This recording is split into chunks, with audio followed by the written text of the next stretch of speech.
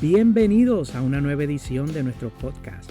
Mi nombre es Juan Carlos y aquí compartiremos historias y vivencias de fe, estudios bíblicos, lecturas de la Biblia, momentos de oración, reflexiones y las transmisiones de nuestra comunidad de fe, Iglesia en Casa, aquí desde Carolina del Norte. Así que comencemos con el episodio de hoy. Aleluya. Bueno, hoy voy a estar hablando sobre el tema de la señal del camino, y antes de eso pues voy a orar para comenzar y grabar esto, y entonces Isabel me va a estar ayudando con los versículos, porque hoy sí que vamos a estar tocando la Biblia en varias áreas, porque siento que necesitamos tener este recordatorio. Así que oramos. Padre, en el nombre de Jesús, nombre que sobre todo nombre, te damos gracias, gloria, honor, alabanza, exaltación, Señor. Gracias por tu presencia, gracias por la oportunidad de adorarte, Señor. Y gracias porque ahora vamos a hablar de tu palabra, Señor. Gracias porque tu palabra siempre es relevante, Señor. Gracias porque tu palabra siempre es refrescante. Esa herramienta correctiva, Señor, que necesitamos, ese recordatorio, Señor, de que tú estás presente en medio nuestro, Señor. En el nombre de Jesús te pido, Señor, que te glorifiques una vez más. Por Jesús, amén y amén. Esta prédica es inspirada, digo que es inspirada porque no es la misma prédica, pero es inspirada en una prédica que yo hice en el 2018, y que habla, ¿cuántos años atrás? Yo no sé, seis años atrás. Acabando de llegar ustedes, mira. Lo poderoso de la palabra del Señor es que siempre es relevante. Siempre trae conocimiento y siempre nos aplica a nuestras vidas, ayer, hoy y de seguro que mañana. Si repasamos estas notas de esta palabra o este mensaje que estoy compartiendo con ustedes hoy, posiblemente va a ser de edificación nuevamente. Y quiero comenzar diciendo que esto tiene que ver con los eventos que vivió Israel en la transición de Egipto a la tierra prometida. Entonces, comienzo diciendo que en el año 430 de haber llegado a Egipto, 600,000 hombres, y la Biblia registra que son hombres, así que en ese censo, en esa cuantificación, no están consideradas las mujeres ni los niños, así que posiblemente fácilmente era 1,000,000 de personas. 600,000 hombres, sin contar mujeres y niños israelíes, salieron de Egipto. Así que culminando esa etapa que había comenzado con lo que había sido una invitación, y ahora ellos, de ser los invitados, se habían convertido en un pueblo oprimido y en cautiverio. Y yo quiero que me acompañen en la Biblia, en el libro de Éxodo, capítulo 13, y vamos a comenzar con el versículo 17. Éxodo 13, capítulo 17, y leemos la palabra del Señor en el nombre del Padre, del Hijo y del Espíritu. Y la iglesia dice, amén. Amén. Cuando el faraón, verso 17, dejó salir a los israelitas, Dios no los llevó por el camino que atraviesa la tierra de los filisteos, que era el más corto. Pues pensó, si se les presentan batallas, podrían cambiar de idea y regresar a Egipto. Cuando yo reflexionaba sobre este versículo, lo que viene a mi memoria o lo que yo recibía de parte de Dios es que Dios siempre sabe lo que tú y yo somos capaces y cuáles son nuestras debilidades, pero también cuáles son nuestras fortalezas. Cuándo nosotros debemos de avanzar y cuándo debemos de correr. Por eso es que a veces nos hace tomar la ruta más larga para llegar a nuestro destino, porque como Él sabe lo que nosotros necesitamos, y a veces nosotros en nuestras vidas tenemos la desesperanza o el deseo de que Dios active en nosotros las rutas cortas, ¿verdad? De que lo que queremos alcanzar nos llegue rápido, o lo que queremos o lo que Él ha dicho sobre nosotros se manifieste rápido, pero aquí me llama la atención que ese verso 17 resalta que dice que era el más corto, refiriéndose que pudo haberlo llevado por el expreso, pero Dios decidió lo contrario. Y vamos a ver el verso 18 lo que dice. Por eso les hizo dar un rodeo por el camino del desierto en dirección al Mar Rojo. Los israelitas salieron de Egipto en formación de combate. Y mira lo interesante de esto, es que salieron en formación de combate y Dios sabía que si se encontraban en cualquier momento de batalla o alguien se les enfrentaba, ¿qué era lo que ellos iban a hacer? Regresar a Egipto más rápido que ligero, ¿verdad? Porque por eso Dios decidió, leíamos en el versículo anterior, decidió de llevarlo por esa ruta. Lo decidió porque sabía que si ellos se enfrentaban a algo, a una batalla, iban a regresar a Egipto. Sin embargo, lo que la Biblia nos dice es que aún así, ellos en su mentalidad se sentían fuertes, se sentían seguros y se sentían capaces y salieron en formación de combate. Qué interesante esos dos contrastes. Dios sabiendo cómo ellos iban a operar y ellos pensando que ellos sabían cómo se iban a comportar. El verso 19 dice, Moisés se llevó consigo los restos de José, según se lo había pedido a los israelitas bajo juramento. Estas habían sido las palabras de José. Pueden contar ustedes con que Dios vendrá en su ayuda. Cuando eso suceda, llévense de aquí mis restos. O sea que ya José sabía que en algún momento Dios se iba a manifestar a favor de ellos. Lo que José no sabía es que posiblemente él pensaba que se refería al pequeño grupo que había llegado de su padre y de sus hermanos y de sus posesiones que habían llegado por la invitación de aquel faraón y no necesariamente 400 y tantos años luego y que ese grupito ya se habían convertido en casi 1 millón de personas. Verso 20. Los israelitas partieron de Sucot y acamparon en Etam, donde comienza el desierto. 21. De día, el Señor iba de frente de ellos en una columna ¿de qué? Nube, para indicarles el camino. De noche los alumbraba con una columna ¿de qué?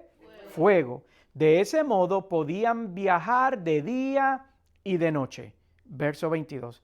Jamás la columna de nube dejaba de guiar al pueblo durante el día, ni la columna de fuego durante toda la noche. En más de una ocasión yo he escuchado que algunos opinan que los israelitas en aquel entonces la tenían fácil, ¿verdad? Porque tenían la guianza de la nube, de la columna de nube y de la columna de fuego durante todo el día. Y porque según, ¿verdad? Cuando uno lee, uno puede concluir de que era evidente que Dios, número 1, los guardaba, número 2, los guiaba y número 3 era su provisión. Así que eso podía traer seguridad y a veces uno siente, bueno, ¿verdad? Que ese grupito de ahí la tuvo fácil y no podemos razonar o entender por qué fue que ellos se les complicó el camino teniendo la presencia de Dios constante, esa provisión guiante y esa manifestación de Dios continua. Pero yo quiero que brinquemos a el capítulo 16, al versículo 1 de ese mismo Éxodo 16, 1, y vamos a leer el verso 1 que lee, la comunidad israelita partió de Elín y llegó al desierto de Sin, que está entre Elín y el Sinaí.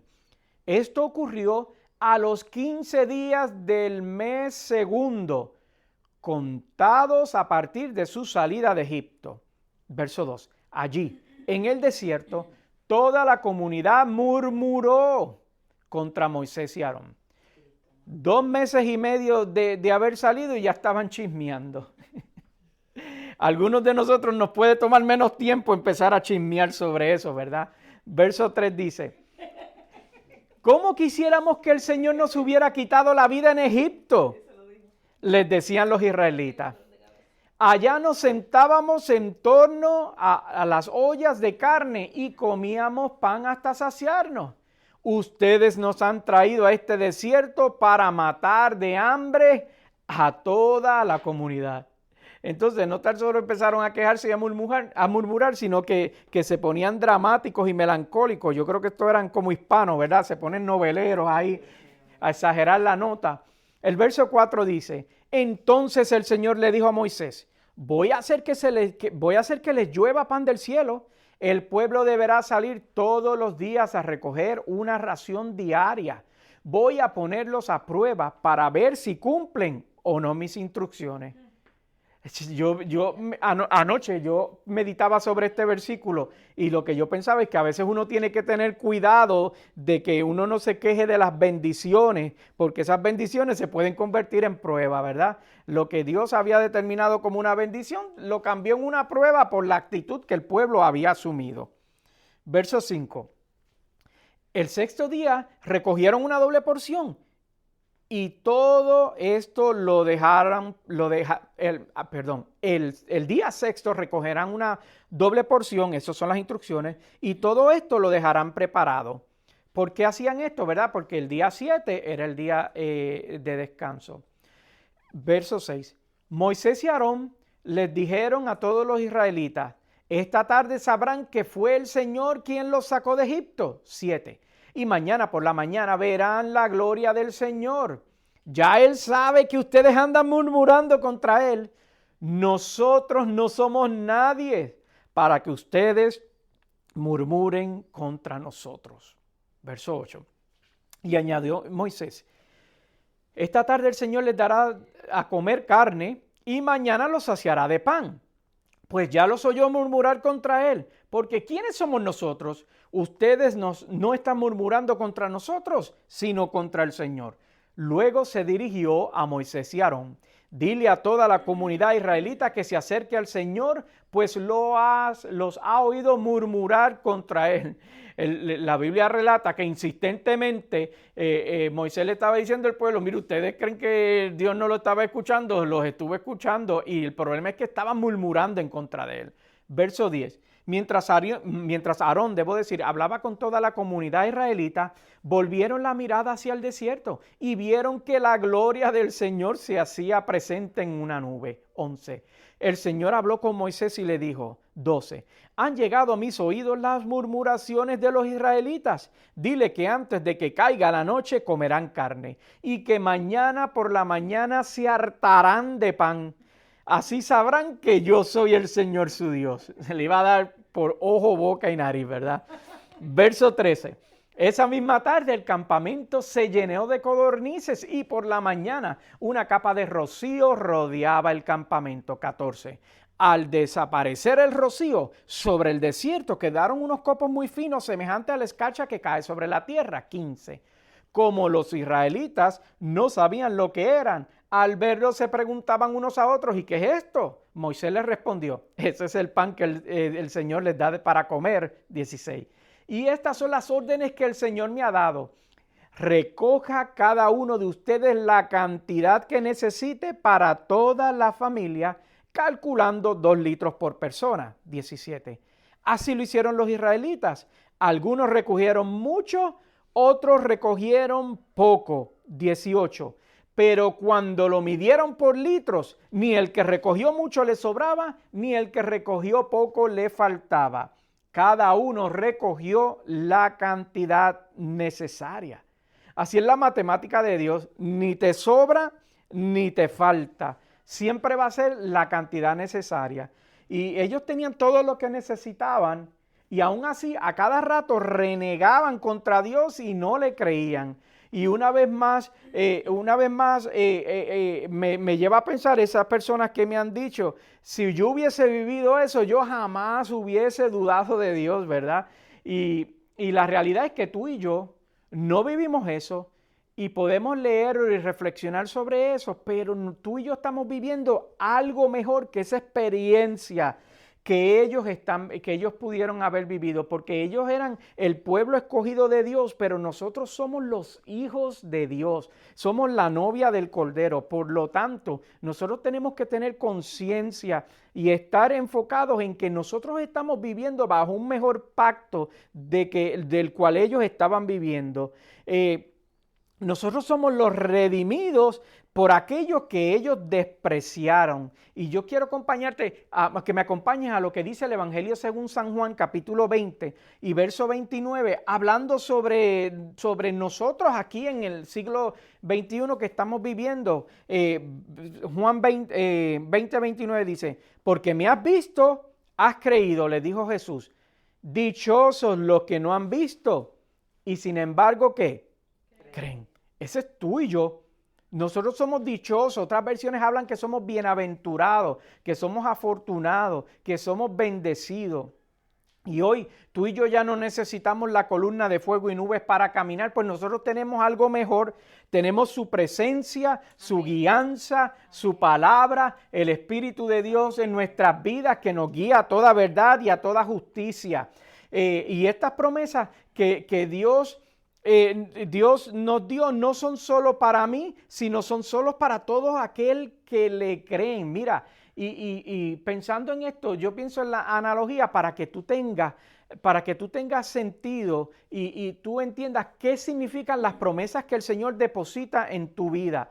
Y para aquellos que le creen y para el momento oportuno y el momento de necesidad de tu vida. Si alguien a ti te da un billete de $100 en un momento de necesidad que te van a desconectar, qué sé yo, el servicio eléctrico o el agua, o que necesitas $100 para comer, eso es tremenda bendición. Yo creo que todos podemos estar de acuerdo con eso.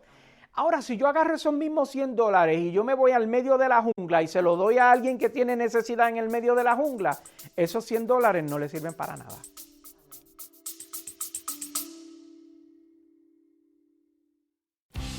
Hacemos una pausa en el episodio de hoy para recordarte que puedes encontrarnos en las redes sociales bajo Pastor Juan Carlos Vázquez.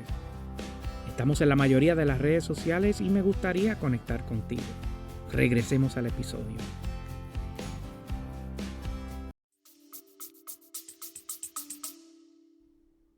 No tienen el mismo nivel de bendición.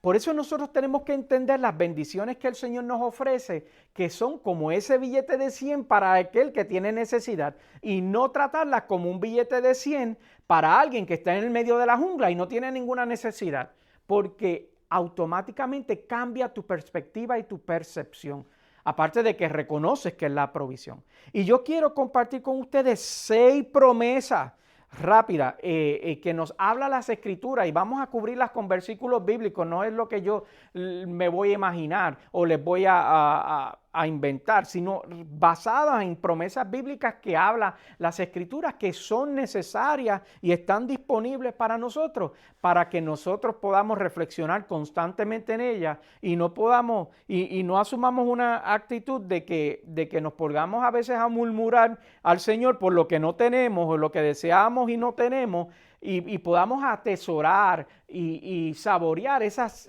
bendiciones o esas 6 bendiciones que tenemos. Mira, la primera de ellas es la salvación. Amén. Y Romanos 10:9 dice lo siguiente, que si confiesas con tu boca que Jesús es el Señor y crees en tu corazón que Dios lo levantó de entre los muertos, serás ¿qué? Salvo. Así de sencillo es esto. La salvación no debe de ser complicada por nadie, y lamentablemente a veces nuestros sistemas como que tratan de complicar la salvación, pero la salvación es solamente nosotros tener la confesión de que necesitamos al Señor en nuestras vidas y de que Él fue resucitado y que murió por mis pecados y que me redimió a precio de sangre, ¿verdad? La segunda promesa que tenemos es la compañía. El Evangelio según San Juan, capítulo 14, versos 16 y 17, lee de la siguiente manera. Y yo le pediré al Padre, y Él les dará otro consolador para que los acompañe ¿cuándo? Siempre. 17. El Espíritu de verdad, a quien el mundo no puede aceptar porque no le ve ni le conoce, pero ustedes sí lo conocen, porque vive con ustedes y estará ¿en dónde? En ustedes. Mira qué promesa, segunda promesa. Hablábamos de la salvación y ahora de la compañía, de que Dios siempre va a estar presente en nuestras vidas. a modo de consolación, ¿verdad? A modo de consolador para que esté siempre con nosotros. Nosotros, los seguidores de Cristo, podemos descansar en la promesa de que Dios va a estar presente en los momentos buenos, en los momentos malos, en los momentos de abundancia, en los momentos de escasez, en los momentos de dolor o en los momentos de alegría. En todo momento Dios va a estar presente, su compañía. ¿Y qué tal de la promesa de paz? ¿Verdad? Hay momentos que nosotros vivimos circunstancias que parece que estamos sedientos de paz, pero la palabra hace provisión para eso a través de Jesucristo, cuando en Proverbios 1:33 dice: pero el que me obedezca vivirá tranquilo, sosegado y sin temor del mal. Mira qué promesa poderosa. Cada vez que nosotros necesitemos paz o nos sintamos angustiosos, angustiados, debo decir, o con mucha presión, con que necesitamos un respiro, oremos esta promesa, porque dice ahí que el que me obedezca vivirá tranquilo, sosegado y sin temor al mal. Entonces tú puedes ir al trono de la gracia y decir: Señor, tú me dices que en la medida que yo te obedezca, yo puedo vivir tranquilo, puedo vivir confiado, puedo tener seguridad de que tú vas a estar conmigo porque me lo prometiste. Hay otra promesa que habla sobre la identidad y la seguridad. Y quiero que volvamos a Romanos allá en el capítulo 8 y verso 37, cuando comienza diciendo: sin embargo, en todo esto somos más que vencedores por medio de aquel que nos amó. 38. Pues estoy seguro, este es mi versículo favorito, estos dos, 38 y 39. Pues estoy convencido de que ni la muerte, ni la vida, ni los ángeles, ni los demonios, ni lo presente, ni lo porvenir, ni los poderes, 39, ni lo alto, ni lo profundo, ni cosa alguna en toda la creación podrá apartarnos del amor de Dios que se ha manifestado en Cristo Jesús, nuestro Señor. Mira qué poderoso lo que nos recuerda esa carta a los romanos, cuando le está diciendo: todo esto fue posible a través de la manifestación del amor de Dios, que fue a través de Jesucristo. Entonces nos da ese sentido de identidad y de seguridad. Hay otra promesa que habla sobre confianza y habla sobre provisión, y voy a compartir con ustedes 5 porciones bíblicas que habla específicamente sobre la confianza y la provisión. Filipenses 4:19 dice: así que mi Dios les proveerá todo lo que necesiten conforme a las gloriosas riquezas que tiene en Cristo Jesús. Amén. La palabra ahí no dice que nos va a proveer algunas cosas, ¿verdad? Sino todo lo que nosotros necesitemos. Mateo 28:20 dice: enseñándoles a obedecer todo lo que le he mandado a ustedes, y les aseguro que estaré con ustedes siempre hasta el fin del mundo.